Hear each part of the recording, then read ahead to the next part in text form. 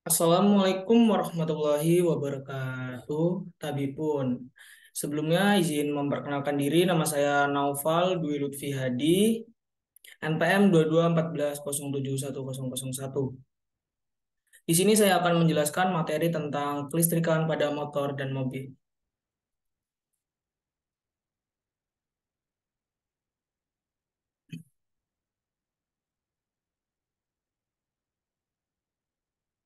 Yang pertama kita masuk materi kelistrikan pada motor.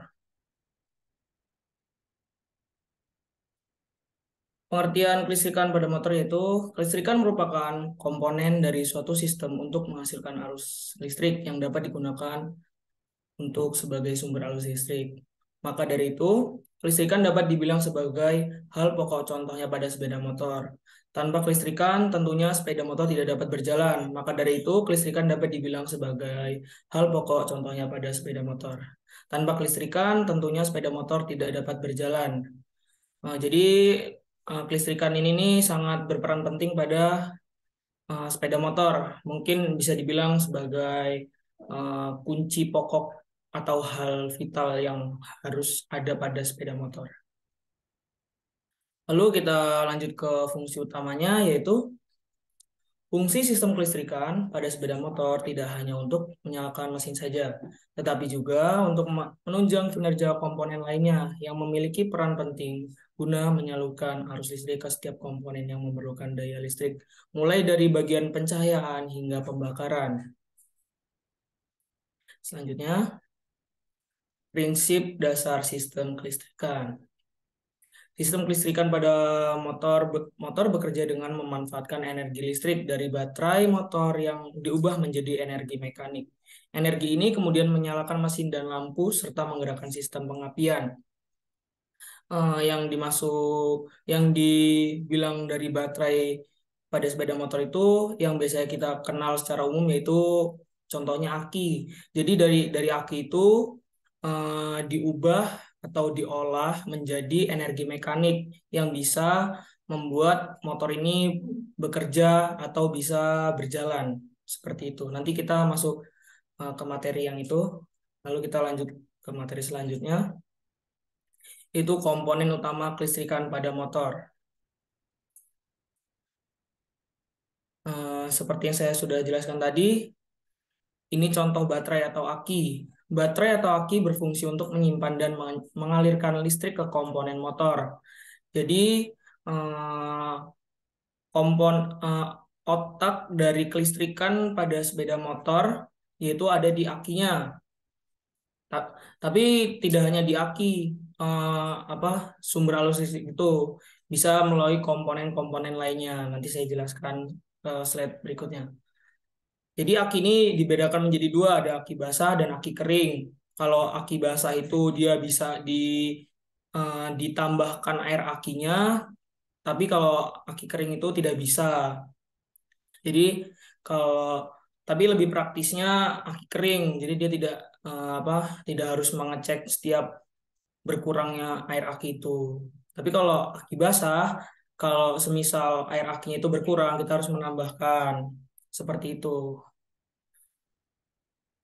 Lalu ada starter. Dinamo starter berfungsi untuk menggerakkan mesin, memasok listrik ke dalam sistem penyalaan. Eh, Dinamo starter ini langsung dihubung ke starter yang biasa kita tahu. Jadi dari starter itu terhubung langsung ke dinamo starter. Jadi dinamo starter itu untuk menggerakkan komponen-komponen pada motor yang lalu apa dari energi listrik langsung disalurkan ke busi. Nah, dari busi itu untuk memercikan bunga api agar terjadinya kompresi pada dalam ruang bakar tersebut. Lalu ada koil.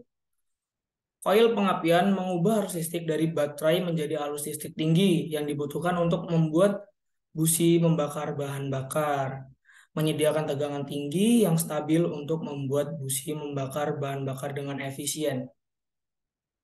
Jadi, coil ini sangat penting pada komponen kelistrikan yang sudah saya sebutkan tadi. untuk mengubah arus listrik dari baterai menjadi arus listrik tinggi, yaitu digunakanlah koil. Jadi kalau misalnya tidak ada koil, listrik yang ditransfer dari aki atau baterai itu tidak bakal stabil. Maka dari itu koil ini sangat dibutuhkan.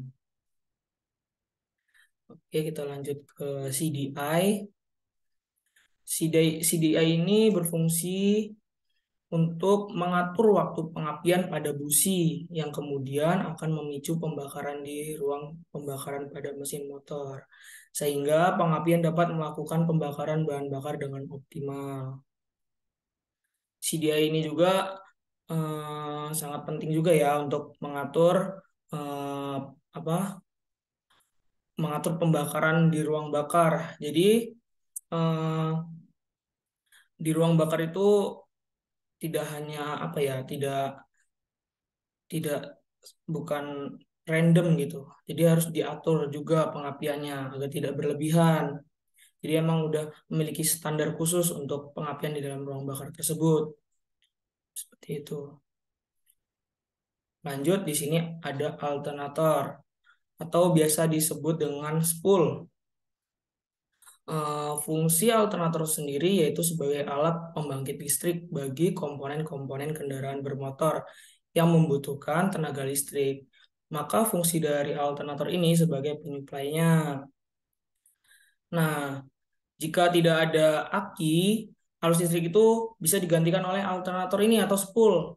Jadi, jika motor tidak ada aki, sumber arus listrik yang diambil yaitu melalui spool ini. Jadi spool ini bisa menghasilkan tegangan arus listrik. Maka apa? Jadi dari spool ini ke koil, dari ke koil ke CDI, dari CDI baru ke busi, baru masuk ke ruang bakar. Busi itu memercikan bunga api yang sudah diatur oleh CDI tersebut. Baru terjadilah kompresi.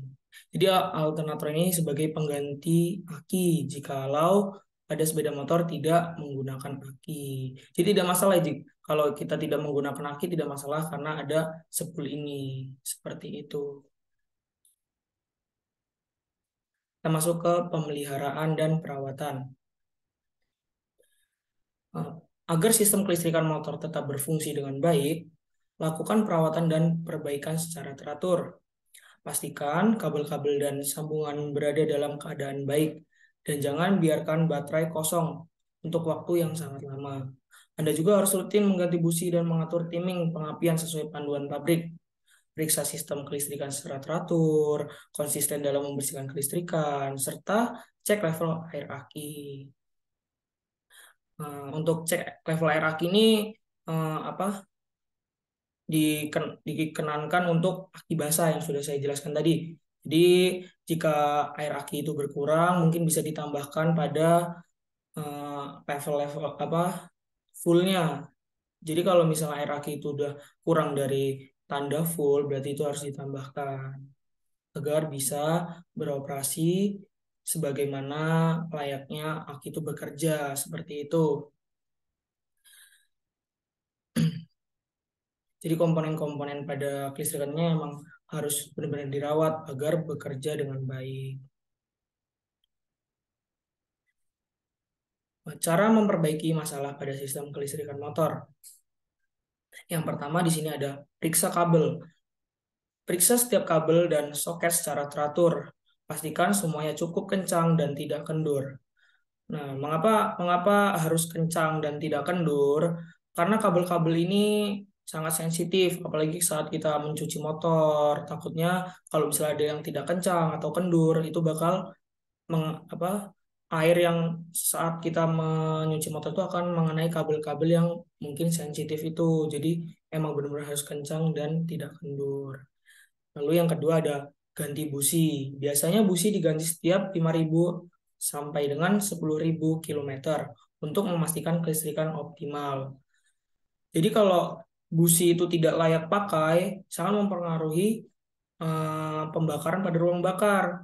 Jadi listrik yang diterima oleh busi itu tidak optimal menerimanya karena busi itu sudah tidak layak pakai. Biasanya di ujung businya itu yang tidak layak pakai itu biasanya sudah di sudah terkena oli dari sisa-sisa pembakaran itu ya. Makanya setiap 5.000 atau sampai 10.000 kilometer itu harus diusahakan diganti agar pembakaran pada ruang bakar berjalan dengan optimal serta kelistrikan yang sudah dihasilkan dari aki atau spool itu bisa diterima busi dengan baik seperti itu. Lalu yang terakhir, ganti baterai. Baterai yang rusak harus cepat diganti agar menghindari agar menghindari matinya kendaraan. Kalau misalnya aki itu udah soak, biasanya kendaraan itu akan mati tiba-tiba. Tapi tidak mati total, dia hanya mati tiba-tiba seperti itu.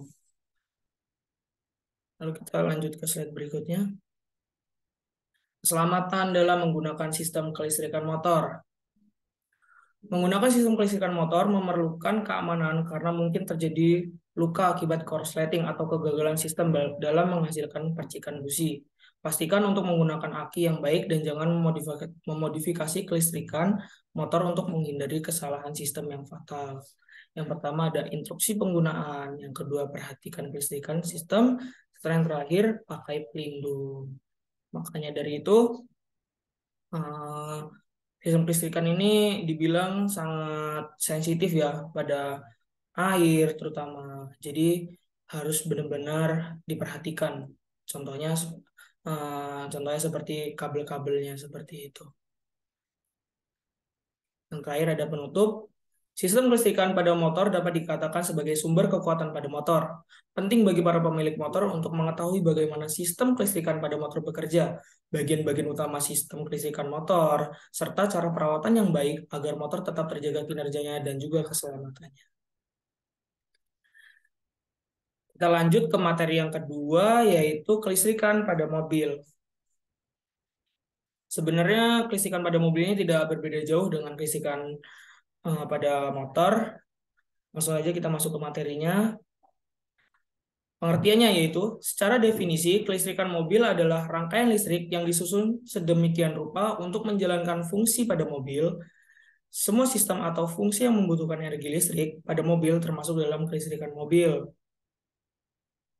Lanjutnya, fungsi utamanya, yaitu fungsi utama kelistrikan mobil antara lain menjaga sumber energi pada busi agar bisa menyala, menjalankan mesin, serta meningkatkan performa yang dan kenyamanan mobil. Maka dari itu, kelistrikan pada mobil sangat berperan penting dalam kinerja mobil itu sendiri. Nah, jadi sama ya, listrik itu berperan penting pada semua kendaraan, terutama pada motor dan mobil. Nah, kita lanjut ke slide berikutnya, yaitu sistem kelistrikan pada mobil. Memberikan daya listrik. Sistem kelistrikan menyediakan daya listrik yang diperlukan untuk menggerakkan berbagai komponen mobil seperti lampu, pengapian, sistem navigasi. Selanjutnya, mendukung kinerja mesin. Sistem kelistrikan juga mendukung kinerja mesin dengan mengoperasikan komponen seperti alternator, starter, dan sistem pengisian baterai. Jadi, kelistrikan ini berpengaruh juga pada kinerja mesin dengan pengoperasian komponen seperti yang sudah dijelaskan tadi. Jadi jadi bisa dibayangkan jika kalau di kendaraan itu tidak ada kelistrikannya, pasti bakal mati total atau tidak bisa bekerja. Selanjutnya, mengontrol fungsi-fungsi elektronik. Sistem kelistrikan berfungsi untuk mengontrol perangkat-perangkat elektronik dalam mobil seperti sistem audio, kaca jendela otomatis, dan sensor-sensor lainnya. Yang kita tahu, mobil-mobil saat ini sudah mulai berkembang ya. Ada yang mungkin mempunyai banyak sensor, atau hanya kita ucap, misalnya kacanya terbuka atau bisa menutup pintunya dengan sendiri. Itu juga itu juga termasuk peran penting kelistrikan pada mobil. Jadi kita harus benar-benar memperhatikan eh, kelistrikan yang ada pada kendaraan kita. Lalu slide berikutnya yaitu komponen utama kelistrikan pada mobil. Komponen-komponennya yaitu yang pertama ada baterai, seperti ada seperti materi kelistrikan yang ada pada motor tadi, sama baterai atau aki, sumber daya utama dalam sistem kelistrikan mobil yang menyimpan energi listrik. Nah, jadi sama aja ya. Pada mobil juga dibedakan ada dua apa aki yang dibedakan, yaitu aki basah dan aki kering. Aki basah yang bisa ditambahkan volume airnya jikalau berkurang, kalau aki kering tidak bisa ditambahkan dan emang sudah segitu volumenya, tidak bisa ditambahkan atau tidak bisa dikurangkan. eh Aki mobil itu eh, apa berbedanya hanya pada size-nya ya, ukurannya. Kalau untuk aki mobil ukurannya lebih besar karena ya yang kita tahu mobil ini sangat membutuhkan banyak arus listrik ya. Jadi emang yang dibutuhkan juga harus besar, maka kenapa aki yang digunakan juga lebih besar dibandingkan pada motor. Seperti itu. Kemudian selanjutnya yaitu ada alternator. Alternator ini spool yang ada pada mobil, seperti ini gambarnya. Dia dihubungkan dengan fan bell untuk memutar spoolnya ini. Kalau motor tadi kan menggunakan as yang langsung tersambung oleh komponen mesin. Kalau mobil ini menggunakan fan bell untuk memutar spoolnya ini atau generator, namanya alternator. Memproduksi daya listrik saat mesin berjalan dan mengisi baterai saat mobil sedang beroperasi. Fungsinya sama. Lalu kita lanjut ke slide berikutnya. Busi. Fungsi utama busi adalah untuk memberikan percikan api ke dalam ruang bakar mesin yang nantinya akan memicu pembakaran di dalam ruang bakar. Percikan api ini akan menyulut pembakaran bensin dan udara yang terkompresi dalam tekanan tinggi. Jadi semua listrik itu titik akhirnya ada di busi ini. Busi ini untuk memercikan api ke dalam ruang bakar agar di dalam ruang bakar itu terjadi kompresi. Kompresi itulah yang menggerakkan semua komponen mesin yang ada dalam kendaraan. Jadi ujungnya ada di sini nih, ujungnya listrik ini untuk menimbulkan percikan api pada busi. Seperti itu.